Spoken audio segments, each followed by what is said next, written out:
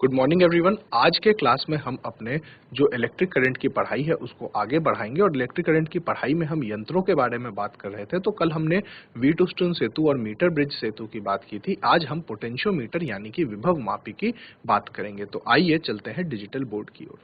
तो चलिए आज की क्लास में हम बात करेंगे विभव मापी की। विभव मापी आपको नाम से ही पता चल रहा है कि विभव मापी एक ऐसा यंत्र होगा जो कि क्या करेगा, जो विभव मापन के लिए आपके पास इस्तेमाल किया जाएगा। विभव मापी क्या होगा? विभव मापी एक ऐसा यंत्र होगा जो विभव मापन के लिए इस्तेमाल किया जाएगा।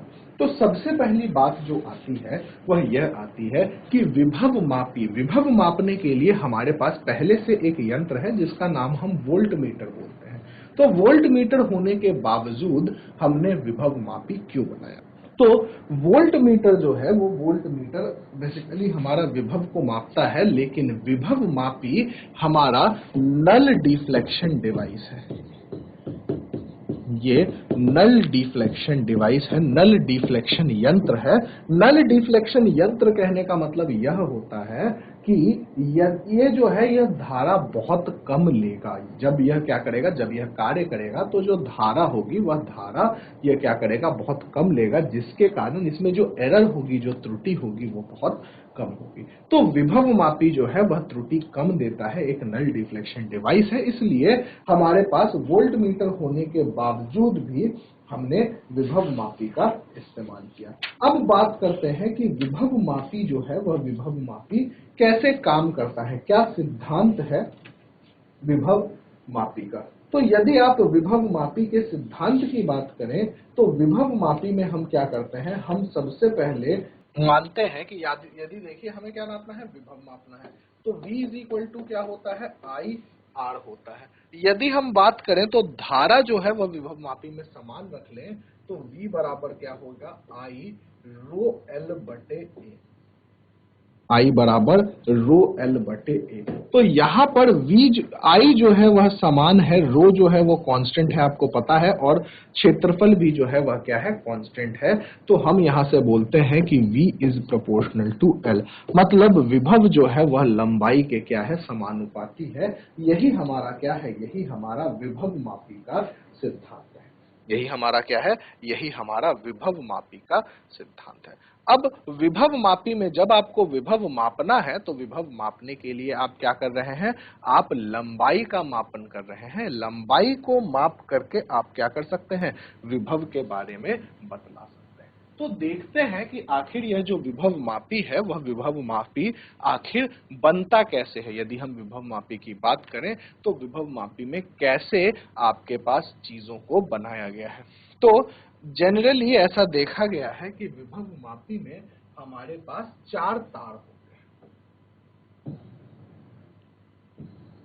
4 यहाँ पे हमारे पास क्या होते हैं, 4 तार होते हैं जो कि आपस में क्या होते हैं, जुड़े हुए होते हैं। जो कि जो भी तार आपके हैं वो आपस में यहां से क्या है, यहां से जुड़े हुए हैं। यहां पर दो जो सिरे हैं तारों की, दो आप इन सिरों की बात करें, ये जो सिरे हैं तारों की, यह सिरे क्या है, खाली हैं। और इसी में आप क्या करते हैं, इसी में आप कोई एक्सटर्नल ईएमएफ, कोई बाहरी वैद्युत वाहक सेल लगा देते हैं। ठीक है, ये हमने क्या कर लिया, कोई बाहरी वैद्युत वाहक सेल यहाँ पर लगा दिया। और यहाँ पे हम क्या कर सकते हैं, यहाँ पर हम गैल्वेनोमीटर, जो हमने जैसा पहले भी किया था, तो हम यहाँ से एक आप गैल्वेनोमीटर के साथ एक जॉकी यहाँ पर ऐसे करके लगा सकते हैं। यदि आपको विभव मापन करना है तो आपको ऐसे ही विभव मापी का प्रयोग करना पड़ेगा। यदि आप इसे बोलना चाहें तो यहाँ पर आप इसे ईएमएफ ई बोल सकते हैं, ये आपकी की है, इसे आप ये कर दें। यहाँ पर आप यदि कोनों की बात करें, जो भी आपके पास जो तार हैं, जो विभव मापी के तार हैं, उन्हें आप क्या कर सकते हैं, उन्हें भी आप मेजर कर सकते हैं। और बहुत बार ऐसा देखा गया है कि इस गैल्वेनोमीटर आर्म में भी, यदि आप यहाँ की बात करेंगे तो इस गैल्वेनोमीटर आर्म में भी क्या लगाया जाता है, ईएमएफ लगाया जाता है। यदि आप इसे ई बोल रहे हैं तो आप इसे ई1 बोल सकते हैं। ठीक है, तो विभव मापी में दो चीजें याद रखनी है। पहली चीज यह याद रखनी है कि विभव मापी जो है वह एक विभव मापन यंत्र है। विभव मापन यंत्र जो है वह हमारे पास वोल्ट मीटर भी है, लेकिन क्योंकि विभव मापी जो है वह एक नल डिफ्लेक्शन डिवाइस है, इस कारणवश क्या होता है, इस कारणवश विभव मापन यहाँ पर आसान होता है, कम होती है इसमें, इस कारण से हम इसे इस्तेमाल करते हैं। और जो तीसरी चीज है वह यह है कि हमारे पास जो भी विभव होगा वह लंबाई के समानुपाती होगा। यह तीन चीजें हमें विभव मापी में क्या करना है, यह तीन चीजें हमें विभव मापी में ध्यान देना है। ठीक है, यदि आप बात करें कि विभव जो है वह लंबाई के समानुपाती है, तो यहाँ पर V बराबर के एल आ जाएगा, तो K का मान जो है वह V बटे एल आ जाएगा, और K को आप क्या बोलते हैं, K को आप पोटेंशियल ग्रेडियंट, K को आप क्या बोलते हैं, पोटेंशियल ग्रेडियंट।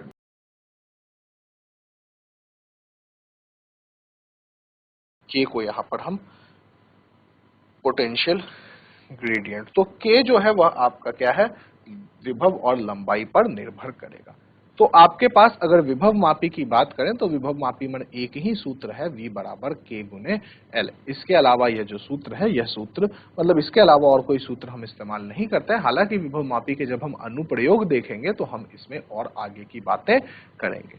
ठीक है, तो चलिए इसी पर एक बेसिक सा प्रश्न करते हैं। प्रश्न लिखिएगा, विभव मापी के प्रयोग में 1.20 वोल्ट, विभव मापी के प्रयोग में 1.20 वोल्ट वैद्युत वाहक बल, 1.20 वोल्ट वैद्युत वाहक बल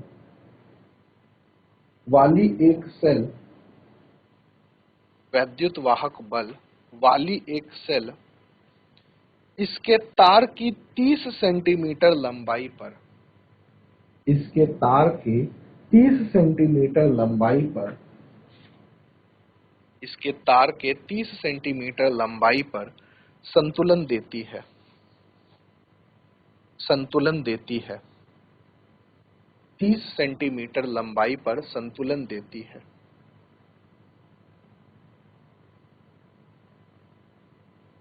यह सेल अब एक अज्ञात वैद्युत वाहक,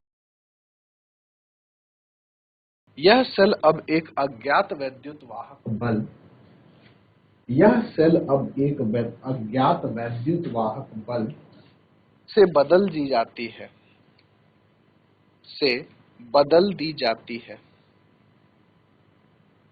से बदल दी जाती है।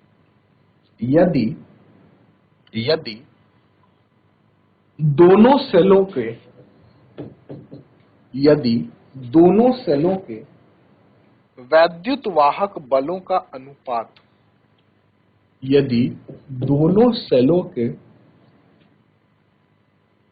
वैद्युत वाहक बलों का अनुपात 1.5 हो, 1.5 हो, तो दोनों स्थितियों में विभव मापी, तो दोनों स्थितियों में विभव मापी, तो दोनों स्थितियों में विभव मापी के तार के संतुलित लंबाइयों के तार के संतुलित लंबाइयों के, तार के संतुलित लंबाइयों के अंतर ज्ञात करें, अंतर ज्ञात करें, अंतर ज्ञात करें।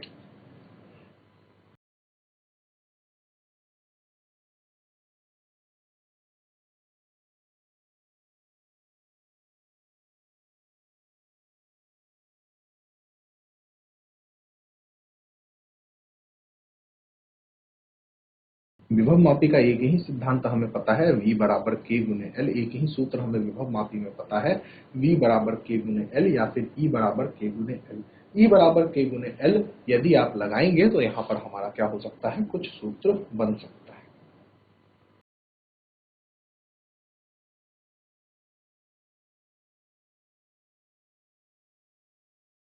प्रयास करें इस क्वेश्चन को करने का।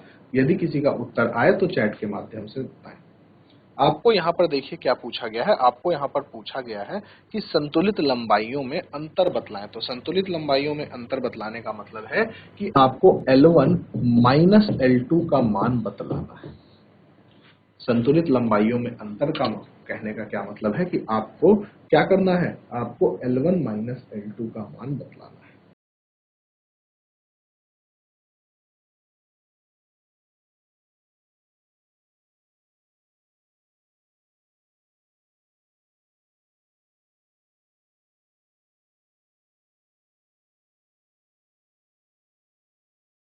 तो चलिए देखिए, बात करते हैं। हमारे पास सबसे पहले बोला गया कि आपने विभव मापी में एक वैद्युत वाहक सेल लगा दिया जिसमें E1 बराबर हम बोल सकते हैं K गुने L1 होता है। E1 का मान हमें पता है 1.2 बराबर K गुने 30 होता है, या फिर आप E1 को अभी E1 ही रहने दीजिए क्योंकि हमें बाद में इसका इस्तेमाल करना होगा। इसे आप इक्वेशन 1 मान लें। और अब आपने बोला कि आपने ये जो सेल है उस सेल को अब एक अज्ञात सेल से बदल दिया। तो यदि आपने इसे एक अज्ञात सेल से बदला तो यह इसका मान को हम E2 मान लेते हैं, और E2 बराबर क्या होगा, K गुने L2।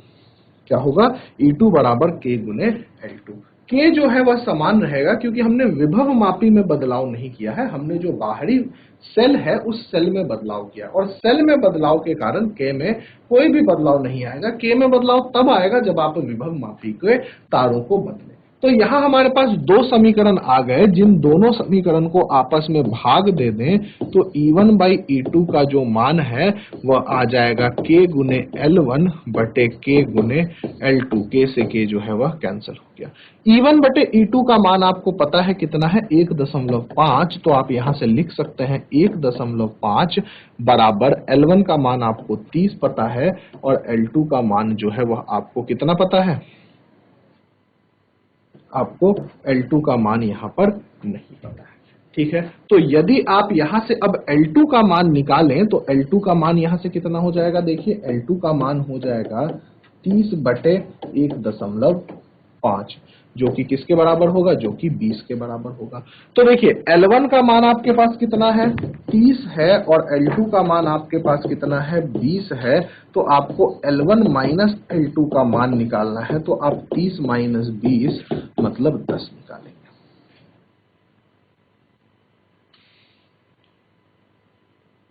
तो यहां पर विभव मापी का जो सिद्धांत है वह सिर्फ एक ही समीकरण, एक ही सूत्र है हमारे पास, V बराबर K गुने L। उसी सूत्र को लगा करके हम क्या कर सकते हैं, हम सवालों को हल कर सकते हैं।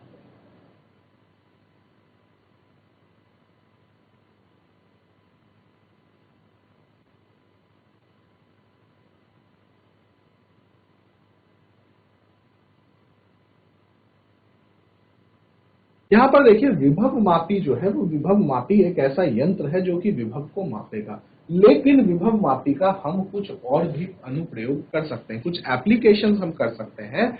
इसमें किसके, विभव मापी के। तो जो प्रथम आपका क्या है, जो प्रथम अनुप्रयोग है विभव मापी का वह ये है कि आप बाहरी वैद्युत सेलों के क्या, वैद्युत वाहक बलों का की तुलना करें। ठीक है, तो यहां पर हमें क्या करना है, हमें सबसे पहला जो अनुप्रयोग है विभव मापी का, विभव मापी के अनुप्रयोग, विभव मापी के अनुप्रयोग,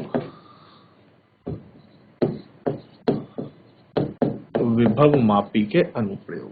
तो सबसे पहला जो अनुप्रयोग है हमारे पास, वह अनुप्रयोग क्या है, वह है सेलों के वैद्युत वाहक बल की तुलना, सेलों के वैद्युत वाहक बलों की, वैद्युत वाहक बलों की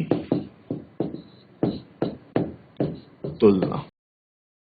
तो देखिए हम यहाँ पर क्या करते हैं, हम यहाँ पर एक अपना विभव मापी बना लेते हैं। पहले ये जो चार तार हैं हमारे, ये चार तार बना लिए, और इन्हें हम आपस में अब क्या कर दें, आपस में हम जोड़ दें। तो यहाँ से हमने इन्हें क्या कर दिया, यहाँ से हमने इन्हें आपस में जोड़ दिया। यह जो दो सिरे हैं, इन दो सिरों के बीच में आपको पता है कि आप एक की के लगा सकते हैं, यहाँ पर एक आप ईएमएफ ई लगा सकते हैं, और ये दो सिरों के बीच में यहाँ पे ईएमएफ क्या हो गया, ई हो गया। अब हम क्या करते हैं, अब हमें जब मापन करना है तो उस मापन के लिए हमें दो वैद्युत वाहक सेल चाहिए। दो वैद्युत वाहक सेल क्यों? क्योंकि दो वैद्युत वाहक सेलों की ही तो दो सेल चाहिए, क्योंकि दो सेलों के जो वैद्युत वाहक बल है उन्हीं की तो हमें तुलना करनी है। तो हम यहां पर दो सेल बना लें।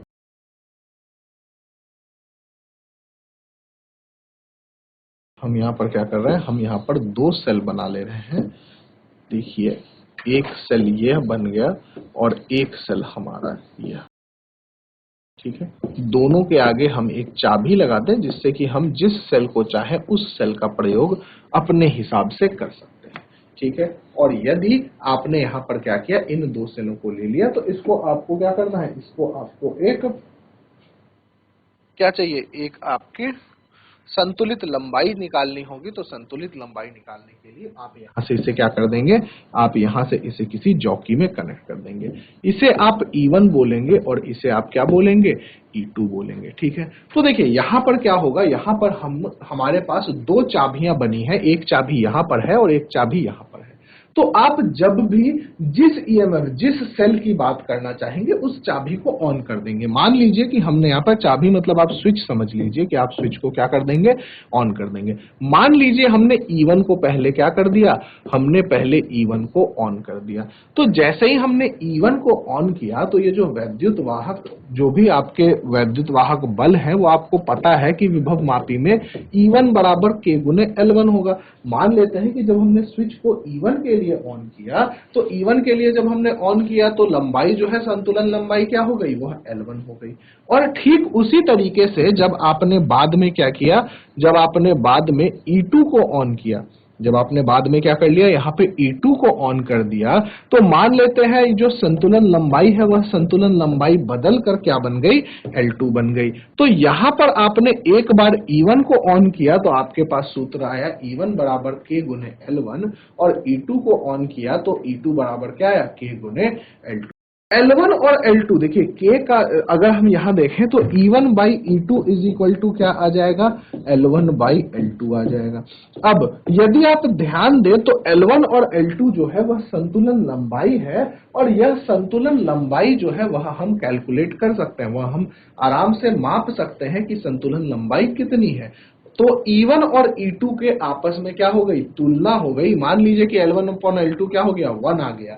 तो E1 अपॉन E2 की मान क्या हो गई, 1 हो गई, मतलब E1 बराबर E2 हो गया। तो आपने यहां पर क्या किया, तुलना किया। लेकिन यहां पर इस तरीके से शायद हम वैद्युत वाहक बलों का मान नहीं बतला पाएंगे, जो एग्जैक्ट मान है कि भाई E1 कितने वोल्ट का होगा और E2 कितने वोल्ट का होगा, यह हम नहीं बतला पाएंगे। हम सिर्फ क्या कर पाएंगे, हम सिर्फ तुलना कर पाएंगे कि E1 और E2 में से कौन बड़ा है और कौन छोटा है। हम तुलनात्मक मान ही बतला पाएंगे। यहां पर हम कभी भी जो आपकी एग्जैक्ट मान होगी वह मान नहीं बतला पाएंगे। तो यह जो है, यह हमारा क्या है, पहला आपका अनुप्रयोग है, किसका, विभव मापी का। तो यह एक बेसिक सा अनुप्रयोग है। जो दूसरा अनुप्रयोग है, वह अनुप्रयोग है आपका सेल के आंतरिक रेजिस्टेंस, आंतरिक प्रतिरोध को ज्ञात करना। पहला जो अनुप्रयोग है वह सेलों के वैद्युत वाहक बलों की तुलना है, और दूसरा जो है वह है सेल के आंतरिक प्रतिरोध को ज्ञात करना। तो आइए चलते हैं हम अपने दूसरे अनुप्रयोग में, सेलों के आंतरिक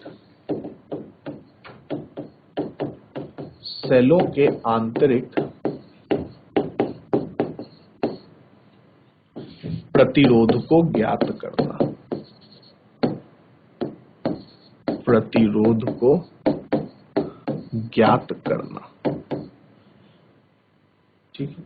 तो चलिए मानते हैं कि हमारे पास सबसे पहले जब विभव मापी लगा था, तो आपने क्या किया, आपने एक बार जो ईएमएफ आया, वैद्युत वाहक बल आया, वह E बराबर K गुने L1 आया। लेकिन जब आप दूसरी बार बात करेंगे तो आपने V बराबर निकाला K गुने L2।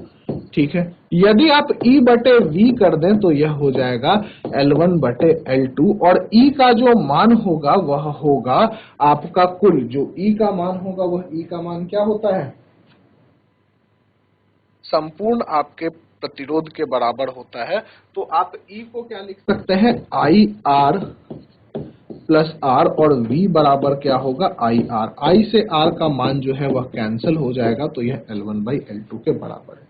यदि आप यहां देखें तो यह 1 प्लस आर बाई आर बराबर L1 बाई L2 होगा। यदि आप R बाई आर की वैल्यू निकालें तो यह L1 बाई L2 माइनस 1 होगा, और यदि आप आंतरिक प्रतिरोध की बात करें तो यह L1 बाई L2 माइनस।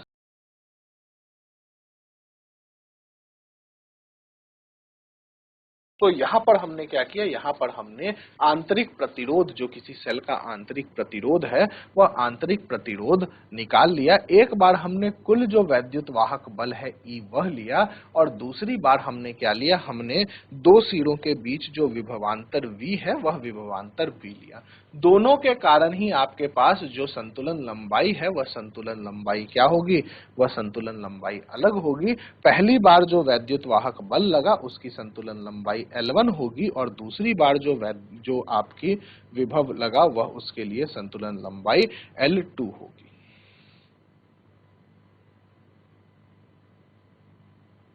तो यहां से आप क्या कर सकते हैं, वह यहां से आप आंतरिक प्रतिरोध किसी का भी ज्ञात कर सकते हैं। 2 मिनट का समय। यह अनुप्रयोग बहुत ही इंपॉर्टेंट है हमारे लिए। विभव मापी के अनुप्रयोग जो है वो डायरेक्ट पूछे जाते हैं कि विभव मापी के, अगर आप बोर्ड एग्जाम की बात करेंगे तो बोर्ड एग्जाम में तो यह डायरेक्ट ही पूछा जाता है कि विभव मापी के किसी एक अनुप्रयोग को आप डिस्कस करें, या विभव मापी से बतलाएं कि आप आंतरिक प्रतिरोध कैसे ज्ञात कर सकते हैं, या दो सेलों के ईएमएफ की तुलना कैसे कर सकते हैं। कॉम्पिटिटिव एग्जाम भी, नीट और जेई की भी बात करें तो यह मैंने कल भी आपको बतलाया था कि व्हीट स्टोन सेतु, मीटर सेतु और जो आपका विभव मापी है, इन तीनों को मिला करके एक प्रश्न आने की संभावना बहुत ज्यादा होती है। तो इस कारण से यह जो टॉपिक है, यह टॉपिक बहुत इंपॉर्टेंट है हमारे लिए। तो इसको आप कॉपी कर लें, 2 मिनट का समय है आपके पास। उसके बाद हम इस पर दूसरा जो अनुप्रयोग है हमारा, सेलों के आंतरिक प्रतिरोध को ज्ञात करना, उस पर आधारित एक प्रश्न करेंगे।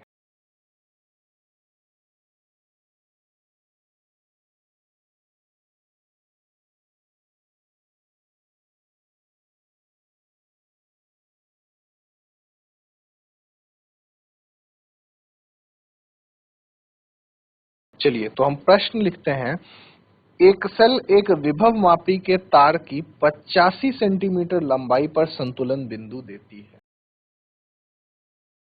एक सेल एक विभव मापी के तार की एक सेल एक विभव मापी के तार की 85 सेंटीमीटर लंबाई पर 85 सेंटीमीटर लंबाई पर संतुलन बिंदु देती है। 85 सेंटीमीटर लंबाई पर संतुलन बिंदु देती है। जब सेल के टर्मिनलों के बीच जब सेल के टर्मिनलों के बीच 7.5 ओम का प्रतिरोध जोड़ दिया जाए। जब सेल के टर्मिनलों के बीच 7.5 ओम का प्रतिरोध जोड़ दिया जाए। जब सेल के टर्मिनलों के बीच 7.5 ओम का प्रतिरोध जोड़ दिया जाए, तब संतुलन बिंदु तार की 75 सेंटीमीटर लंबाई पर प्राप्त होती है। तार की 75 सेंटीमीटर लंबाई पर प्राप्त होती है। सेल का आंतरिक प्रतिरोध ज्ञात करें। सेल का आंतरिक प्रतिरोध ज्ञात करें। एक बार फिर से मैं प्रश्न को दोहराता हूं, लिख लीजिएगा जिनका छूट गया हो। एक सेल एक विभव मापी के तार की 85 सेंटीमीटर लंबाई पर एक सेल एक विभव मापी के तार की 85 सेंटीमीटर लंबाई पर संतुलन बिंदु देती है। जब सेल के टर्मिनलों के बीच जब सेल के टर्मिनलों के बीच 7.5 ओम का प्रतिरोध जोड़ दिया जाता है, जब सेल के टर्मिनलों के बीच 7.5 ओम का प्रतिरोध जोड़ दिया जाता है, तब संतुलन बिंदु तार की 75 सेंटीमीटर लंबाई पर प्राप्त होती है। तार की 75 सेंटीमीटर लंबाई पर प्राप्त होती है। सेल का आंतरिक प्रतिरोध ज्ञात करें। सेल का आंतरिक प्रतिरोध ज्ञात करें।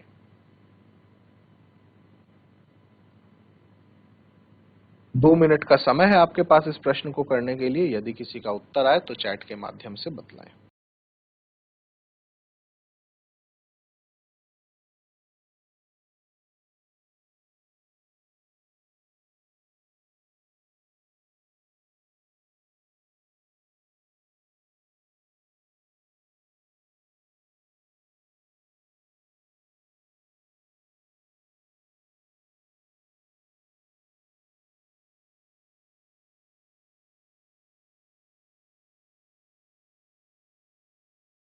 चलिए तो देखते हैं प्रश्न में क्या क्या दिया हुआ है। हमें सबसे पहले बोल रहा है कि विभव मापी के तार में 85 सेंटीमीटर लंबाई पर संतुलन बिंदु है।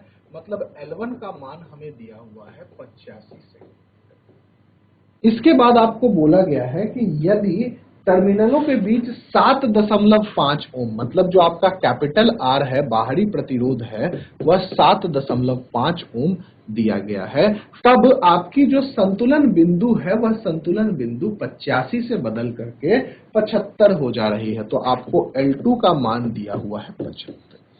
आपको बतलाना है सेल का आंतरिक प्रतिरोध।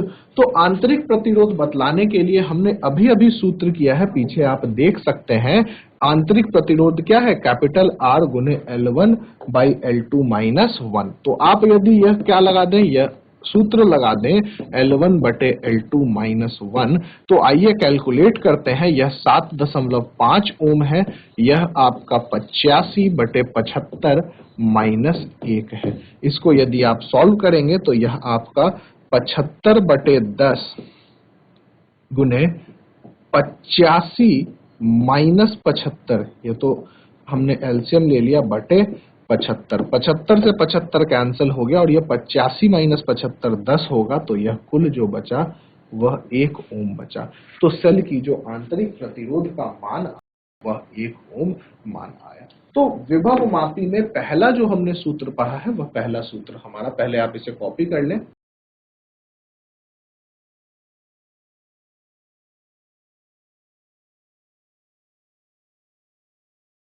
तो चलिए, विभव मापी में जो हमने पहला सूत्र पढ़ा है वह पहला सूत्र पढ़ा है E बराबर K गुने L। वैद्युत वाहक बल बराबर K गुने L। L जो है आपकी क्या है? संतुलन लंबाई है। दूसरी बार हमने क्या किया? हमने वैद्युत वाहक बलों की तुलना की। तो पहला जो था हमारा E बराबर K गुने L, दूसरे में हमने यदि तुलना कर ली तो हमारे पास E1 बटे E2 बराबर L1 बटे L2 आ गया। और तीसरे में यदि हमने आंतरिक प्रतिरोध निकालने की बात करी तो आंतरिक प्रतिरोध का सूत्र कुछ यह आ गया। यही तीन सूत्र जो है वह हमारे लिए इंपॉर्टेंट है। इसके अलावा विभव मापी में हम बात करें तो विभव मापी में 3 पॉइंट हमारे पास इंपॉर्टेंट है। विभव मापन यंत्र है, विभव मापन यंत्र है, विभव मापी क्या है? विभव मापन यंत्र है। और डिवाइस कैसा है? तो नल डिफ्लेक्शन डिवाइस है। नल डिफ्लेक्शन डिवाइस का मतलब हमने समझ रखा है कि नल डिफ्लेक्शन डिवाइस क्या होता है। और तीसरी जो चीज है वह चीज इसमें क्या है कि प्रिंसिपल क्या है? तो जो भी आपका विभव है वह लंबाई के समानुपाती है। विभव मापी में यदि आपको यह 6 चीजें आपको समझ में आ रही हैं तो विभव मापी का कोई भी प्रश्न आपसे हल हो सकता है। इससे ज्यादा प्रश्न जो है वह आपके पास नहीं आएंगे। और किसी भी एग्जाम में बेसिकली जो प्रश्न आते हैं वो इन्हीं पर आधारित आते हैं।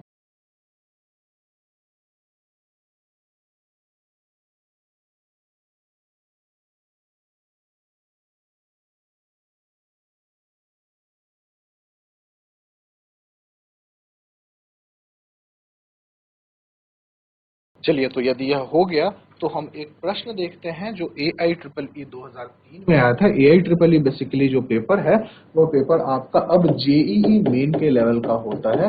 यह AIEEE 2003 में यह सवाल आपसे पूछा गया था। ठीक है, मतलब अभी जो हम JEE मेन का पेपर देते हैं उसके लेवल का पेपर है। तो क्वेश्चन लिखते हैं, एक विभव मापी के तार की लंबाई 100 सेंटीमीटर, एक विभव मापी के तार की लंबाई 100 सेंटीमीटर तथा इसकी प्राथमिक सेल की वैद्युत वाहक बल E है। तो तार की जो लंबाई है वह क्या दी हुई है हमें, 100 सेंटीमीटर दी हुई है तथा E जो है वह आपकी क्या है, प्राथमिक वैद्युत वाहक बल है। यह एक ऐसी बैटरी का वैद्युत वाहक बल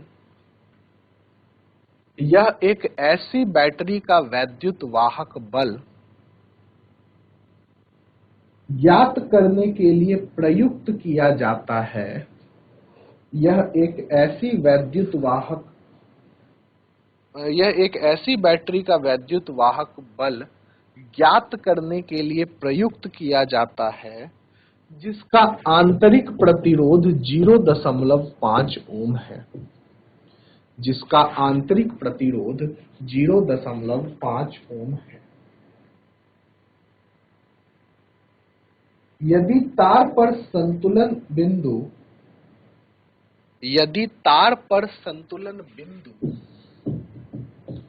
30 सेंटीमीटर पर प्राप्त होती है, यदि तार पर संतुलन बिंदु 30 सेंटीमीटर पर प्राप्त होती है तो बैटरी का वैद्युत वाहक बल क्या होगा। तो बैटरी का वैद्युत वाहक बल क्या होगा, और 4 ऑप्शन दिए गए हैं हमें। 30E/100.5, दूसरा ऑप्शन हमें दिया गया है 30E/99.5, तीसरा ऑप्शन हमें दिया गया है 30E/100 और चौथा ऑप्शन हमें दिया गया है 30 गुने E-0.5 का वर्ग बटे 100। यह 4 ऑप्शन आपको दिए गए हैं। वर्ग पूर्ण पे नहीं है, वर्ग सिर्फ 0.5 पर है।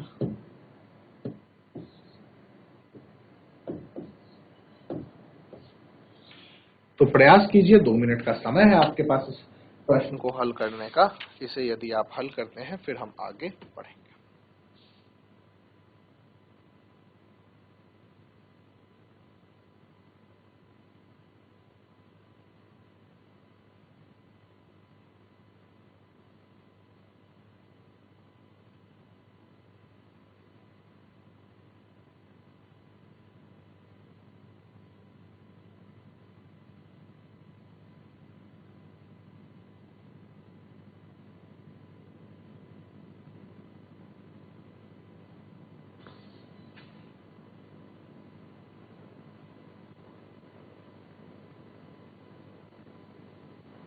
चलिए, तो देखिए हम बात करते हैं, यदि हम बात करें तो हम यहाँ पर सबसे पहले बोल सकते हैं कि E बराबर K गुने L है।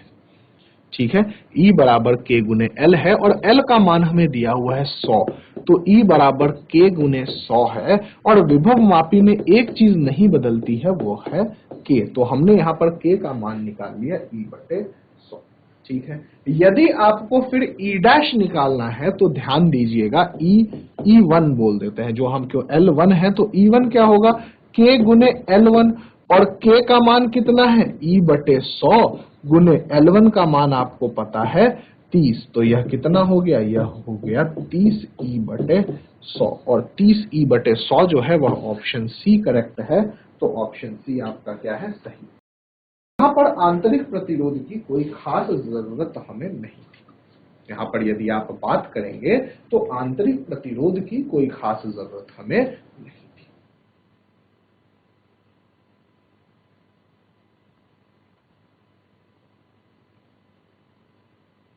तो आप इस प्रश्न को कॉपी कर लें।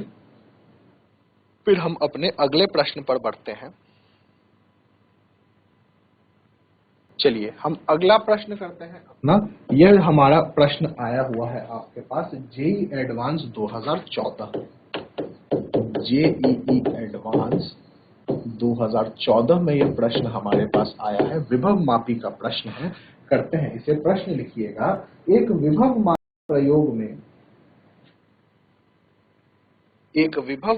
प्रयोग में जब सेल के टर्मिनलों को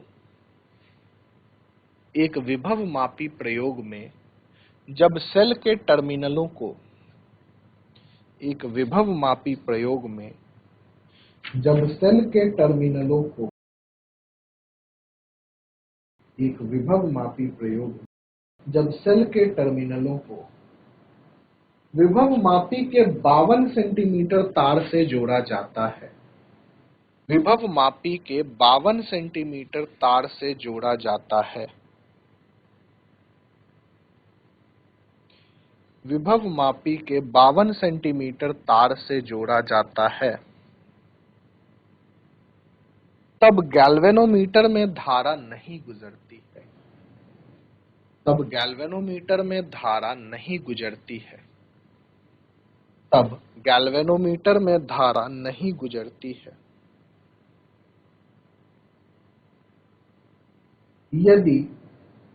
यदि सेल को 5 ओम के प्रतिरोध से शंट कर दिया जाए। यदि सेल को 5 ओम के प्रतिरोध से शंट कर दिया जाए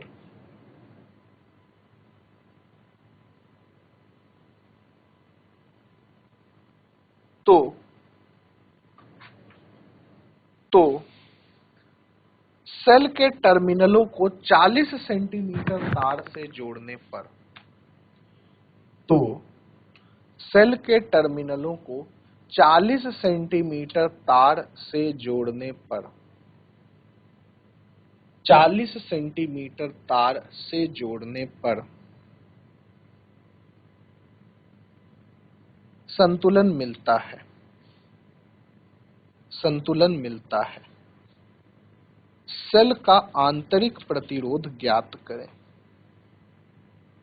सेल का आंतरिक प्रतिरोध ज्ञात करें।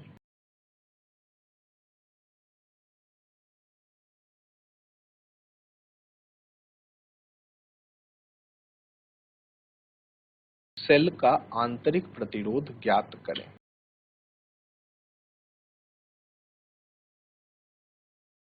दो मिनट का समय है आपके पास, आप इस प्रश्न को हल कर सकते हैं। और यदि आपका ऑप्शन आए, अच्छा ऑप्शन तो दिए ही नहीं मैंने, पहले मैं ऑप्शन आपको लिखवा देता हूं। 4 ऑप्शन दिए गए हैं यहाँ पर प्रश्न में। 2 ओम, 25 ओम, 1 ओम एवं 1.5 ओम। 2 ओम, 25 ओम, 1 ओम एवं 1.5 ओम।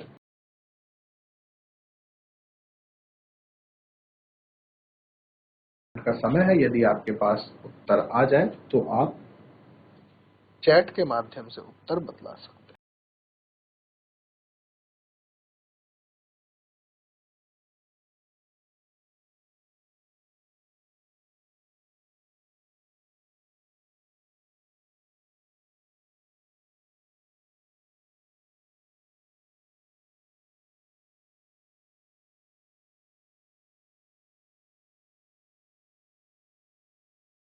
देखिए मैंने आपको पहले ही बताया है, यहाँ पर विभव मापी में आपके पास 3 ही सूत्र लगाए जा सकते हैं। V बराबर K गुने L, E1 बटे E2 बराबर L1 बटे L2 या स्मॉल r बराबर कैपिटल R गुने L1 बटे L2 माइनस 1। तो आपको यहाँ पर क्या बतलाना है? आंतरिक प्रतिरोध बतलाना है। तो सबसे पहले आप क्या कर सकते हैं? सबसे पहले आप आंतरिक प्रतिरोध में क्या चीजें दी गई हैं वह चीजें लिख लें। तो यहाँ पर पहला जो संतुलन बिंदु दिया गया है वो L1 बराबर 52 दिया गया है और L2 बराबर 40 दिया गया है। दो संतुलन बिंदु दिए गए हैं, L1 बराबर 52 और L2 बराबर 40। और एक आपका क्या है, एक आपका बाहरी प्रतिरोध भी है 5 ओम का, जिसको आपने क्या कर रखा है, शंट कर रखा है। आपसे आंतरिक प्रतिरोध पूछी जा रही है, तो आंतरिक प्रतिरोध का डायरेक्ट सूत्र आप लगा दें, L1 बटे L2 माइनस 1।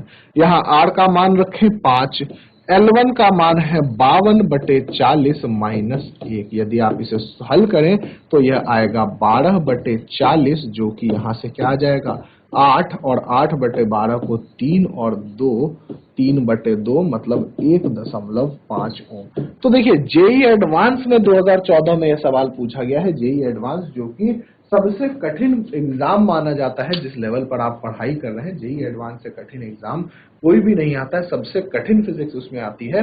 उसमें भी विभव मापी का जो सवाल है वो बहुत ही आसान है। ऐसा नहीं है कि हर सवाल उसमें आसान होते हैं, कठिन है तो किसी कारणवश कठिन है। लेकिन यहां पर आप देख पा रहे हैं कि जेई एडवांस 2014 में भी जो विभव मापी का सवाल आया है, वो विभव मापी का सवाल बहुत ही आसान है। आपको सीधे सीधे क्या कर देना है, सीधे सीधे अपने जो 3 सूत्र हैं, उन 3 सूत्रों में से कुछ एक विभव मापी में लगाना है और आपका जो उत्तर है वह आएगा।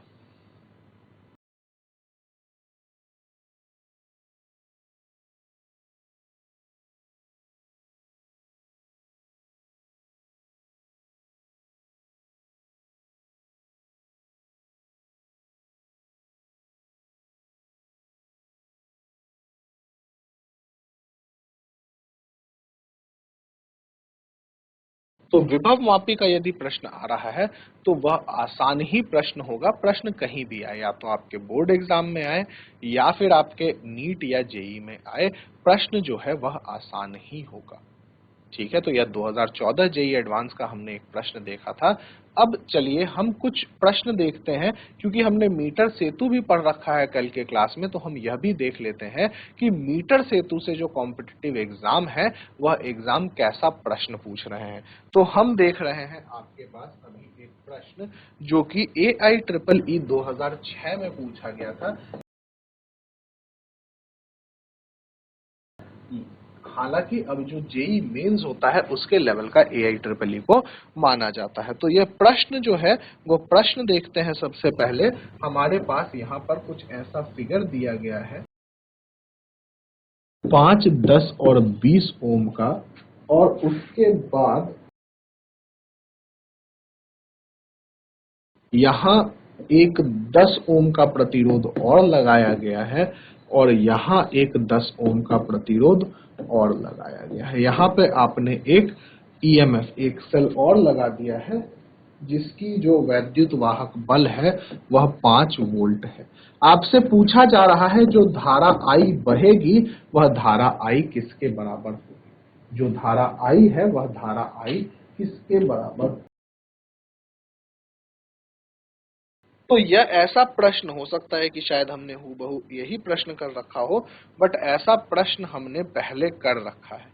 ठीक है, यह आप कह सकते हैं कि यह आपके किस तरीके से व्हीटस्टोन सेतु के तरीके से यह हल होगा, और व्हीटस्टोन सेतु के तरीके से हल करने के बाद आप तुल्य प्रतिरोध निकालेंगे। तुल्य प्रतिरोध निकालने के बाद आप यहाँ पर क्या कर सकते हैं, आप धारा का मान बतला सकते हैं। तो ऐसे प्रश्न हमने कल के क्लास में किए हैं, तो आप इसे क्या कर सकते हैं, बड़े आसानी से सॉल्व कर सकते हैं। तो आपके पास 2 मिनट का समय है। यदि किसी का उत्तर आए तो आप चैट के माध्यम से बतलाएं।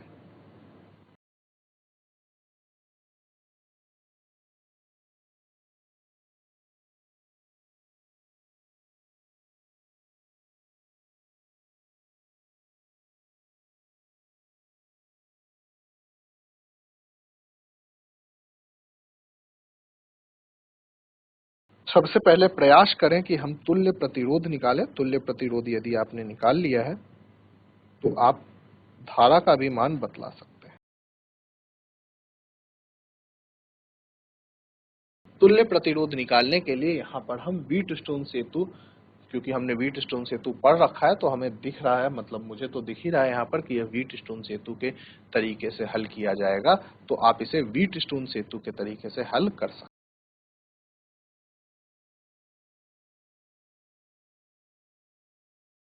यदि आपका उत्तर आए तो आप चैट के माध्यम से बता सकते हैं।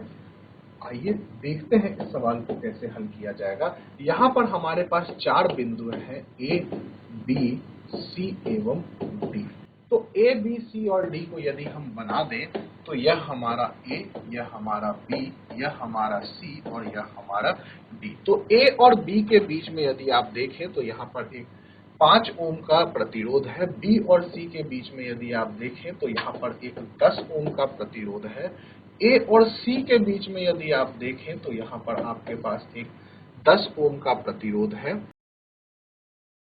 B और D के बीच में देखें तो यहाँ पर एक 10 ओम का प्रतिरोध है और A और C और D के बीच में भी एक प्रतिरोध आपके पास क्या आ रहा है, एक प्रतिरोध आ रहा है। मतलब ये जो हमने पॉइंट लिए हैं वह पॉइंट हमारे पास क्या आ रहे हैं, गलत आ रहे हैं। तो देखिए हम इन पॉइंटों को क्या कर लेते हैं, क्योंकि मतलब ये हिट एंड ट्रायल ही है। पहले हमने A यहां रखा था, अब हम A B C D यहां रख देते हैं। C D हो सकता है अभी भी हमें इसे बदलना पड़े। A से B में हमें क्या बताना है, 5 ओम का प्रतिरोध लगाना है। B से C में हमें 10 ओम का प्रतिरोध लगाना है। C से D में हमें 20 ओम का प्रतिरोध लगाना है। और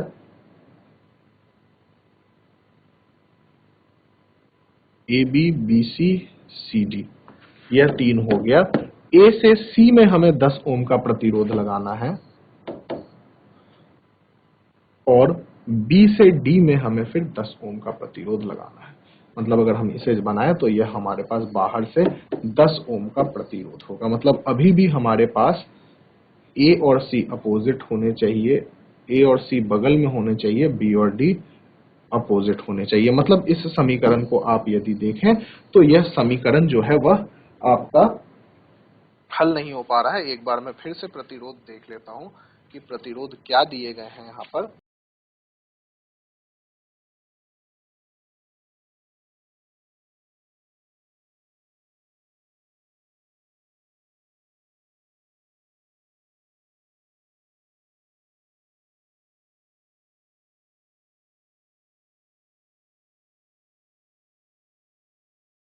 A B C D, आइए फिर से एक बार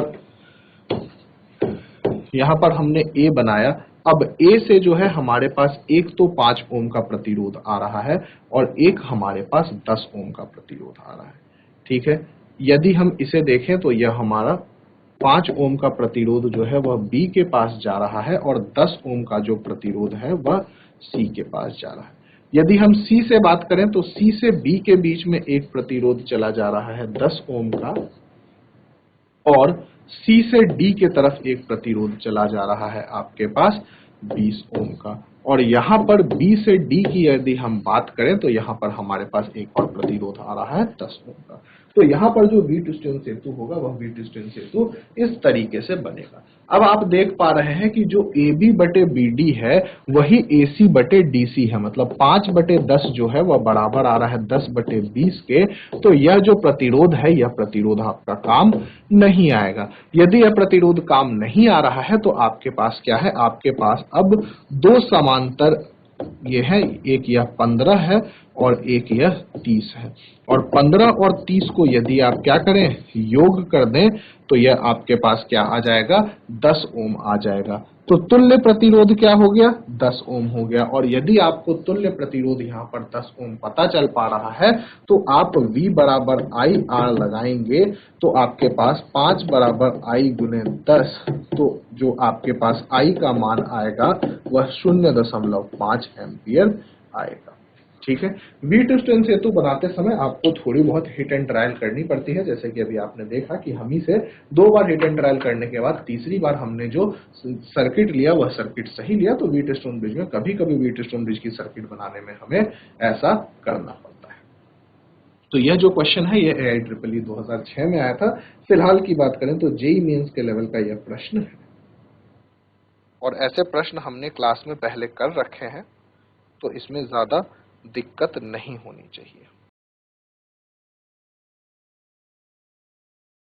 तो आज की क्लास में हमने विभव मापी के बारे में पढ़ा और विभव मापी के जो दो अनुप्रयोग हैं, आंतरिक प्रतिरोध निकालना एवं वैद्युत वाहक बलों की तुलना करना, यह दो अनुप्रयोग के बारे में देखा। उसके बाद हमने कुछ प्रीवियस ईयर के क्वेश्चन देखे जो कि जेईई और नीट जैसे एग्जाम्स में पूछे जाते हैं। आगे की क्लासों में भी हमने जितने भी टॉपिक अभी तक पढ़ रखे हैं उन पर जो प्रीवियस ईयर आज क्वेश्चन हैं जो कॉम्पिटिटिव एग्जाम्स में पूछे गए हैं उनको हम हल करते रहेंगे।